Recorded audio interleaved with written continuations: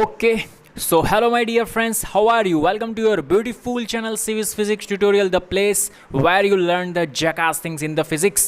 So class 10 success series बेटा, आज हम लोग देखने जा रहे हैं सक्सेस सीरीज में lecture number 4 light and reflection. Light जो हमारा चैप्टर है बेटा, ठीक है, और उसमें दो टॉपिक रहते हैं, एक है रिफ्लेक्शन और दूसरा है रिफ्रैक्शन।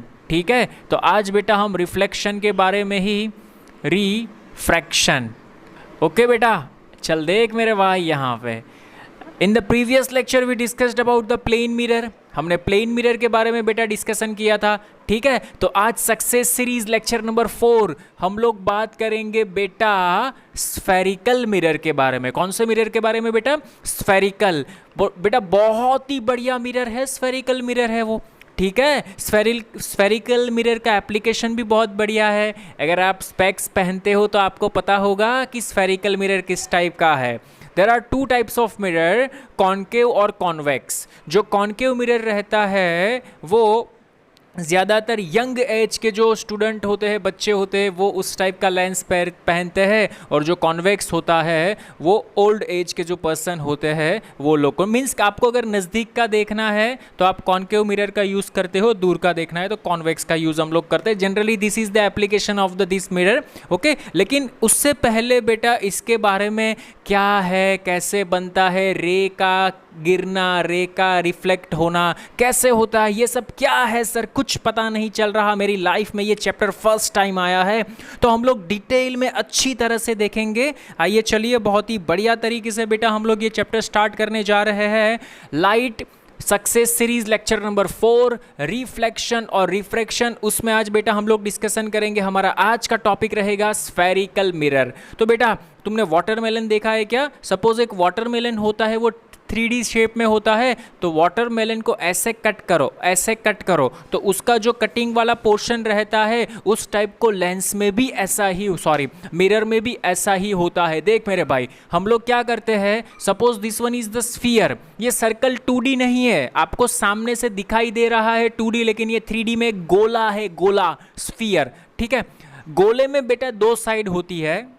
अगर आप आउटर साइड को ऐसे पॉलिश्ड कर दो, इनर साइड को आपको रिफ्लेक्ट करवाना है तो यहाँ पे आउटर साइड को ऐसे पॉलिश्ड कर दो। अदरवाइज आपको आउटर साइड से रिफ्लेक्ट करवाना है तो इनर साइड से इसको पॉलिश्ड कर दो। Is it clear? तो दो चीज़ बेटा ध्यान में रखना, कॉनकेव, कॉन्वेक्स। अगर आपकी इनर साइड रिफ्लेक्टेड है, आपकी कौन सी साइड रिफ्लेक्टेड है बेटा? Inner side. देख यहाँ पे तेरी इनर साइड रिफ्लेक्टेड है, ठीक है, तो हम उसको बोलेंगे concave mirror. Very very most IMP, ये चीज़ ध्यान में रखना। सर कॉनकेव मिरर को ऐसे ही ड्रॉ कर सकते हैं? नहीं बेटा, तो कॉनकेव मिरर को ऐसे भी ड्रॉ कर सकता है। This one is also concave mirror.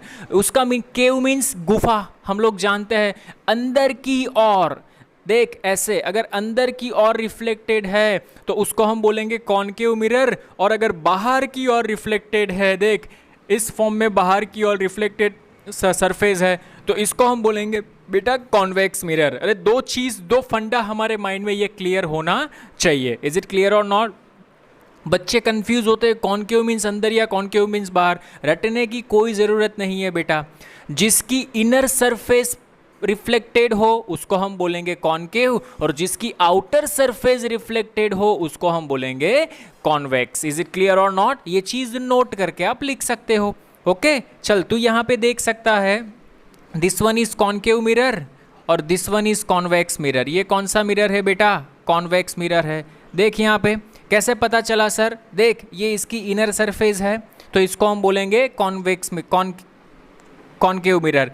इसकी इनर आउटर सरफेस रिफ्लेक्टेड है तो इसको हम बोलेंगे कॉन्वेक्स मिरर। एक चीज़ मेरे बच्चा ध्यान में रखना, सर्कल का कॉन्सेप्ट ऐसा है, मैंने तुझे कल बताया था अगर तुझे याद है तो। सर्कल के सेंटर में से आप जो भी लाइन ड्रॉ करते हो उसको हम बोलते हैं नॉर्मल। इसका मीनिंग सर देख, अगर तूने ऐसा ड्रॉ किया तो ये नॉर्मल बन जाएगा इस पॉइंट के लिए, अगर तूने ऐसा ड्रॉ किया तो ये नॉर्मल बन जाएगा, अगर तूने ऐसा ड्रॉ किया तो ये नॉर्मल बन जाएगा, अगर तूने ऐसा ड्रॉ किया किया तो यह नॉर्मल बन जाएगा। सर नॉर्मल का काम क्या है बेटा? नॉर्मल बहुत ही इंपॉर्टेंट थिंग है हमारे लिए, बिकॉज रिफ्लेक्शन का लॉ क्या बोलता है बेटा? Angle of incident and angle of reflected raise, वो दोनों का एंगल नॉर्मल के साथ इक्वल रहता है। हम लोगों ने प्लेन मिरर में पढ़ा था सेम थिंग, लेकिन यहां पे स्फीयर है बेटा।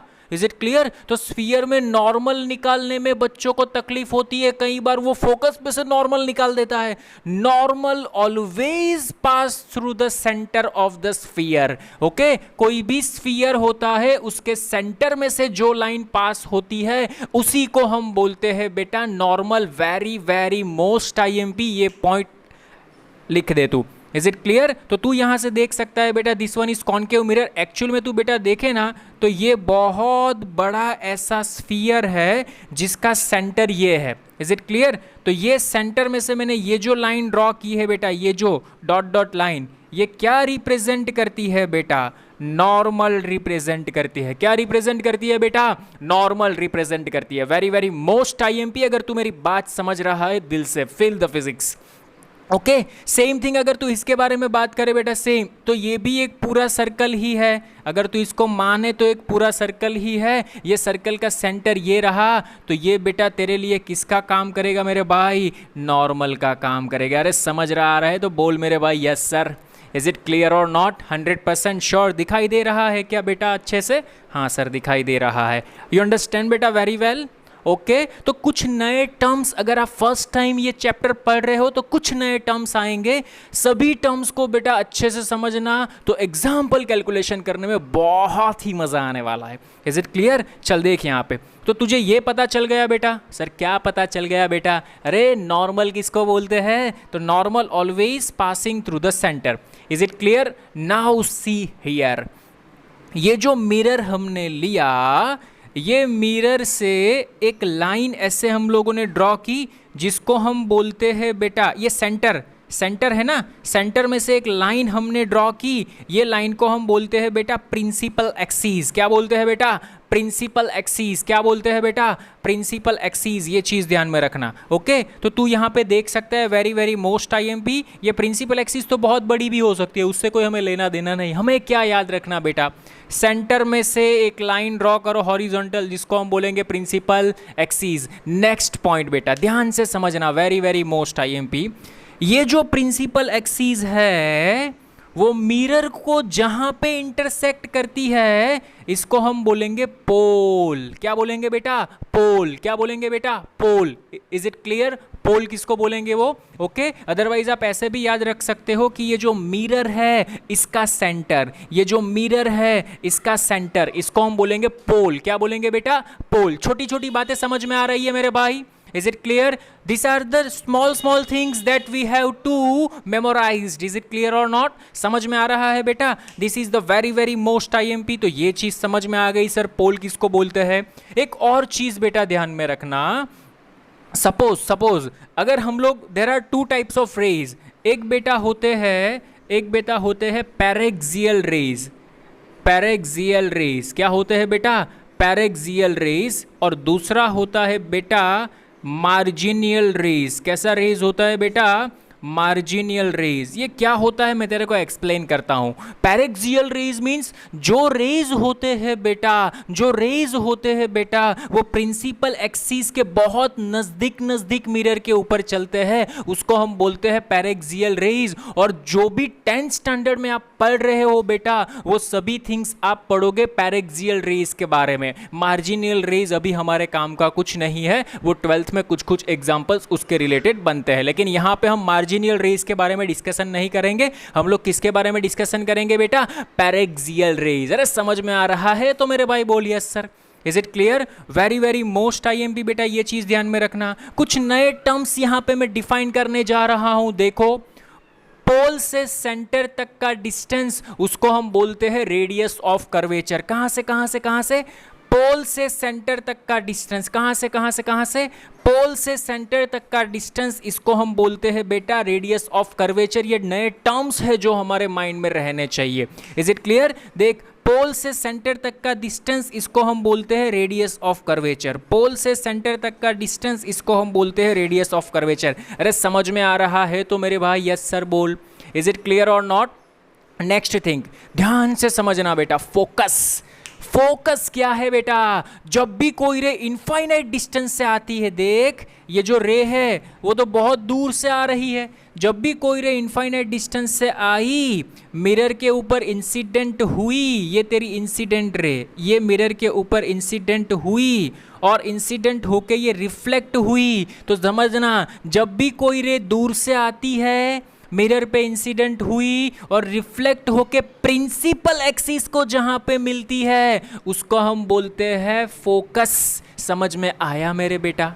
समझ में आया कि नहीं आया? अगेन एक बार मैं तेरे को एक्सप्लेन करता हूं। देख, अगर कोई रे, मैं क्या बोल रहा हूं, दूर से इनफाइनाइट डिस्टेंस से आनी चाहिए, एक चीज माइंड में डाल दे, इनफाइनाइट डिस्टेंस से आने वाली रेज ऑलवेज प्रिंसिपल एक्सिस से पैरेलल होगी। क्या बेटा? इनफाइनाइट डिस्टेंस से आने वाली रेज ऑलवेज प्रिंसिपल एक्सिस से पैरेलल होगी। यस सर, देख यहाँ पे ये प्रिंसिपल एक्सिस, ओके तो ये देखिए इसके पैरेलल है कि नहीं, तो ये रे कहाँ से आ रही होगी बेटा? ये रे में इनफाइनाइट डिस्टेंस से आ रही होगी, तो इनफाइनाइट डिस्टेंस से मिरर के ऊपर इंसिडेंट हुई, ठीक है, तो ये तो तेरा नॉर्मल है। मैंने तेरे को क्या बताया? Angle of incidence is equal to angle of reflection. तो देख, नॉर्मल के साथ जितने एंगल पे इंसिडेंट हुई उतने एंगल पे रिफ्लेक्ट होके प्रिंसिपल एक्सिस को जहां पे मिली उसको हम बोलेंगे फोकस, और पोल से फोकस का ये डिस्टेंस उसको हम बोलते हैं बेटा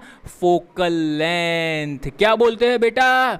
फोकल लेंथ। अरे समझ में आया तो बोल मेरे भाई yes sir. Is it clear और नॉट? 100% feel the physics. हम लोगों ने बेटा दो चीज देखी, एक देखा रेडियस ऑफ कर्वेचर, दूसरा देखा फोकल लेंथ। अरे समझ में आया तो बोल yes sir. Is it clear और नॉट? और ये कौन सा पोल है बेटा? इसको हम बोलेंगे पोल, इसको हम बोलेंगे प्रिंसिपल एक्सिस। समझ में आ रहा है? थोड़ा थोड़ा फील हो रहा है क्या? ओके इसके बेटा डिफरेंट डिफरेंट केसेस भी हम डिस्कशन करेंगे, लेकिन ये चीज अगर आपके माइंड में नहीं जा रही तो वो केसेस में मजा नहीं आएगा। तो ये छोटी छोटी बातें हमारे माइंड में चलनी चाहिए। Is it clear? कब इमेज कैसी मिलेगी, रियल मिलेगी, वर्चुअल मिलेगी, इरेक्ट मिलेगी, उल्टी मिलेगी, वॉट एवर ब्ला ब्ला ब्ला, लेकिन वो बाद की बात है। जब तक आप ये नहीं समझ पाओगे तो उसमें मजा नहीं आएगा। Is it clear? Done? Okay sir. तो मैंने यहाँ पे इसकी कुछ डेफिनेशंस लिखी है। अगर 1 या 2 मार्क्स के क्वेश्चन में आपको पूछा जाए तो डेफिनेशंस आप अच्छे से लिखना जानते होंगे। इज इट क्लियर और नॉट? समझ में आ रहा है? 100% श्योर? डन? कोई प्रॉब्लम नहीं ना? हाँ जी सर, चलिए कोई प्रॉब्लम नहीं है। देख सर इसकी एप्लीकेशन क्या होती है? अरे आपके घर पे डिश टीवी है क्या बेटा? आपके घर पे क्या है? डिश टीवी, ठीक है। तो जो बेटा आपके घर पे डिश टीवी होता है वो शायद ऐसे लगा होता होगा। Is it clear?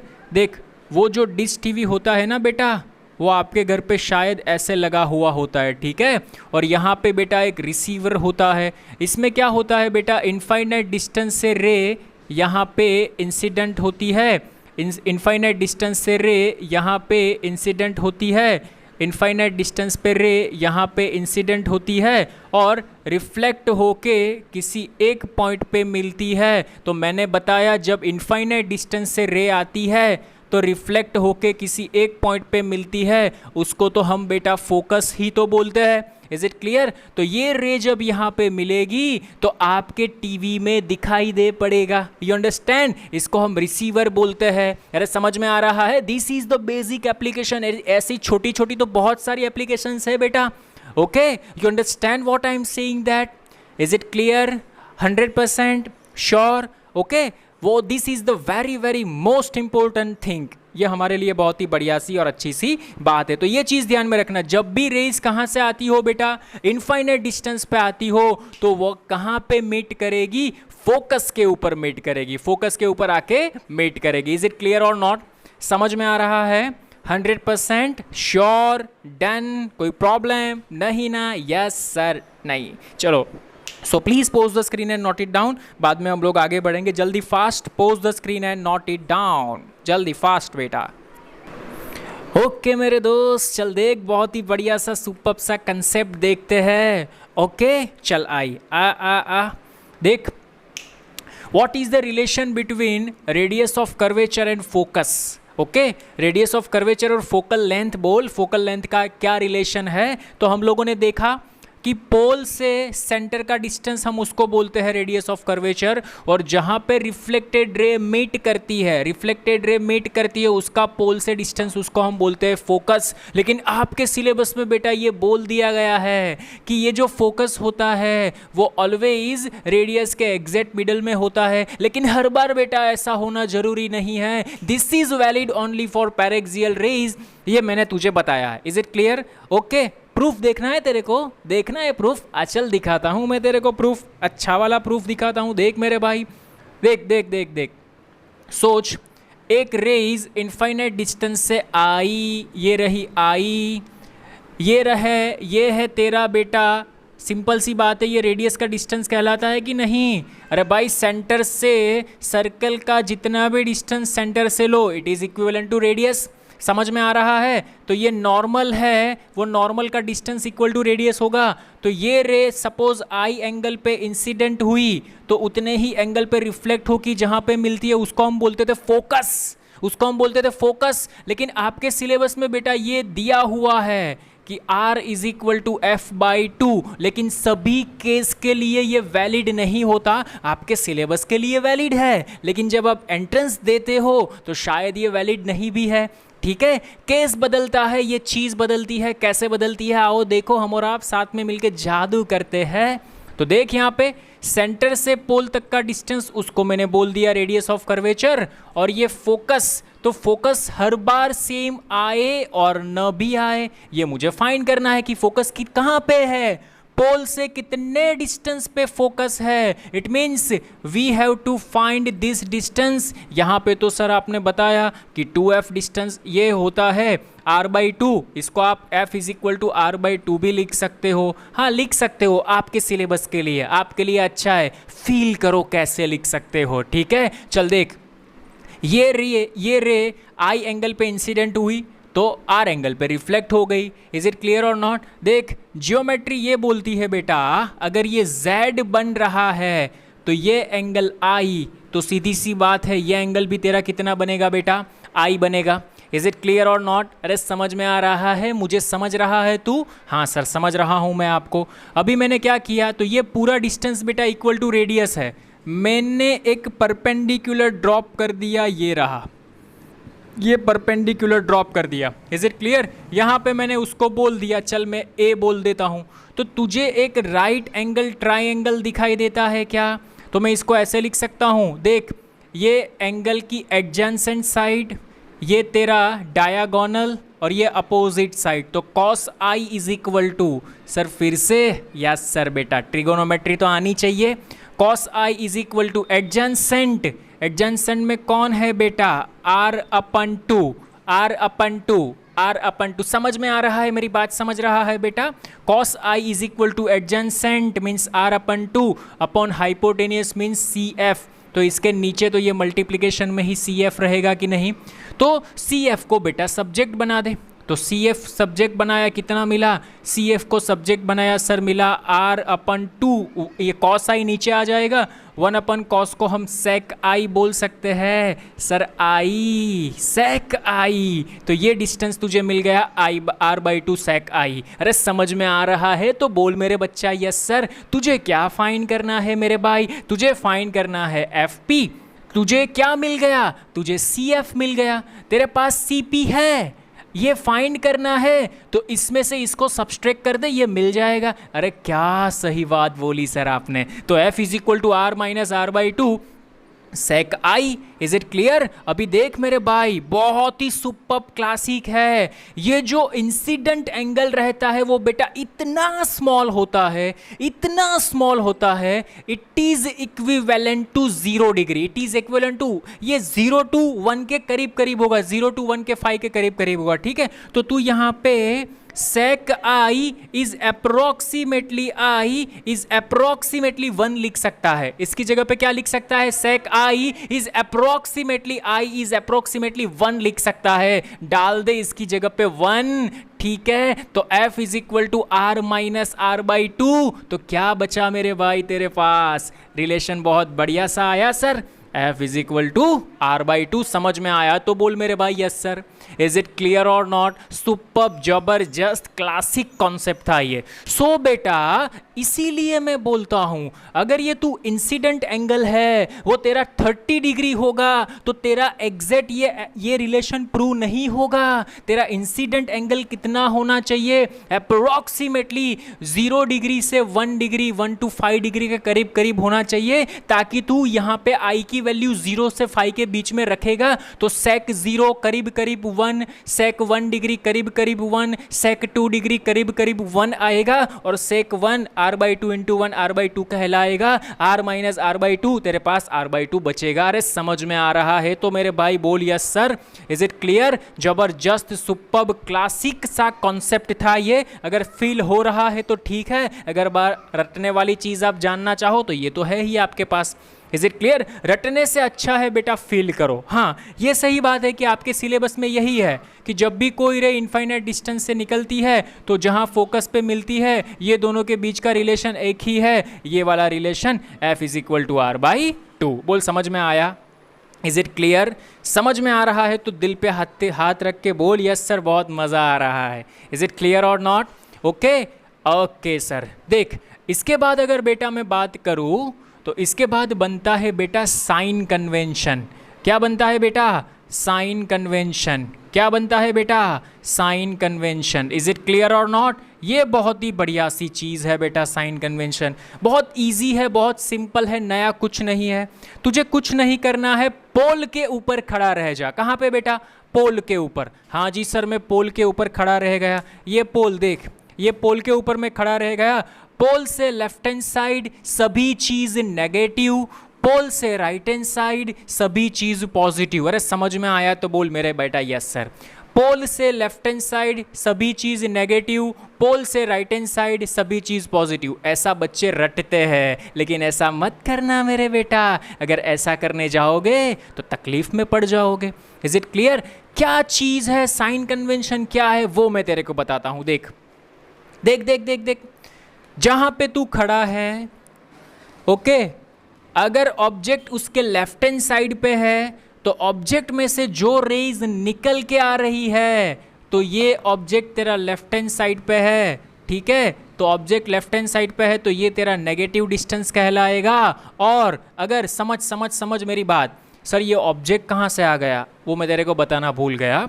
मिरर के सामने बेटा जो भी चीज़ रखते हैं उसको हम बोलते हैं ऑब्जेक्ट, और मिरर के पोल से जितने डिस्टेंस पे वो चीज़ होती है उसको हम बोलते हैं ऑब्जेक्ट डिस्टेंस यू। उसको हम क्या बोलते हैं बेटा? ऑब्जेक्ट डिस्टेंस यू बोलते हैं, ठीक है। इमेज कहाँ पे? तो इमेज जहाँ पे टू रिफ्लेक्टेड रे मिलती है उसको हम बोलते हैं इमेज डिस्टेंस वी, वो भी पोल से ही मेजर होता है। इज इट क्लियर और नॉट? ओके एक और चीज बेटा, बहुत बढ़िया सी चीज बताओ क्या मैं तेरे को। Okay if u and v means object distance and image distance, okay, both are in same side, अगर दोनों सेम साइड है बेटा तो डेफिनेटली तुझे इमेज है वो रियल ही मिलेगी। कैसे मिलेगी बेटा? रियल ही मिलेगी। अगर दोनों सेम साइड नहीं है तो तुझे इमेज वर्चुअल मिलेगी। ये बहुत ही सुपर्ब सा क्लासिक सा कंसेप्ट है, हम नेक्स्ट लेक्चर में बेटा डिस्कशन करेंगे। आज तो हम सिर्फ यही डिस्कशन करने वाले थे कि आपको सिर्फ स्फेरिकल मिरर के बारे में जानना चाहिए था और what is the relation between f and R. इसके बाद बेटा हम लोग ये जो स्फेरिकल मिरर है कॉनकेव कॉन्वेक्स, इसके कॉनकेव मिरर के 6 केसीज है, कॉन्वेक्स मिरर के 2 केसीज है, उसके बारे में डिस्कशन करेंगे और आगे बढ़ेंगे। मिरर फॉर्मूला देखेंगे और उसके रिलेटेड अच्छे वाले क्वेश्चंस हम सॉल्व करेंगे। बोल इज इट क्लियर और नॉट? ओके चल साइन कन्वेंशन भी हम नेक्स्ट लेक्चर में इसके साथ ही देख लेंगे। आज हम लोगों ने क्या किया बेटा? आज हम लोगों ने किया स्फेरिकल मिरर में डिफरेंट टर्म्स हम लोगों ने डिफाइन किए और उसके आगे वे हम लोगों ने रिलेशन किसके बीच में निकाला? रेडियस ऑफ कर्वेचर आर और फोकल लेंथ एफ के बारे में रिलेशन निकाला। व्हाट इज द रिलेशन बेटा? R is equal to 2f। सीधा सा बात है बेटा। बोल अगर आर इज इक्वल टू तुझे दिया है R is equal to 30 centimetre तो F sir 15, R is equal to 15 centimetre F 7.5 निकल सकता है। एफ इज इक्वल टू 7 तो आर 14। ओके, एफ दिया है तो आर निकाल सकते हो, आर दिया है तो एफ निकाल सकते हो इजीली। अरे समझ में आ रहा है तो बोल मेरे बेटा यस सर। छोटी छोटी बातें, कंसेप्चुअल बातें ध्यान में रखो। नेक्स्ट लेक्चर में कल हम बहुत ही बढ़िया सी बात बेटा डिस्कशन करने वाले हैं, बहुत ही मज़ा आने वाला है। कल के लेक्चर में डिफरेंट 6 केसेस देखेंगे और ये साइन कन्वेंशन भी देखेंगे। साइन कन्वेंशन बहुत ही ईजी है, कुछ नया नहीं है, लेकिन ये चीज़ मैं आपको बताऊँगा कैसे बनता है, ये समझना ज़रूरी होता है। बच्चों इसी में जो बच्चे हैं वो इसी में उसको तकलीफ़ होती है कि सर ये क्या हो गया सर, हमें तो ऐसा कुछ पता ही नहीं चला। प्लस माइनस पूरा आंसर आपका बिगाड़ देगा, ये ऑप्टिक्स में ध्यान में रखना। लाइट में बेटा पूरा प्लस माइनस का जो फंडा है वो आपका पूरा आंसर की वाट लगा देगा, तो हमें फोकस करना है प्लस माइनस के सिंबल के ऊपर, ठीक है। तो थैंक यू सो मच। मिलते हैं कल नए लेक्चर में प्लस और माइनस के फंडा के साथ with a mirror formula, mirror के कंसेप्ट। अगर लेक्चर अच्छा लगा तो hit it, like it. Thank you so much, thank you.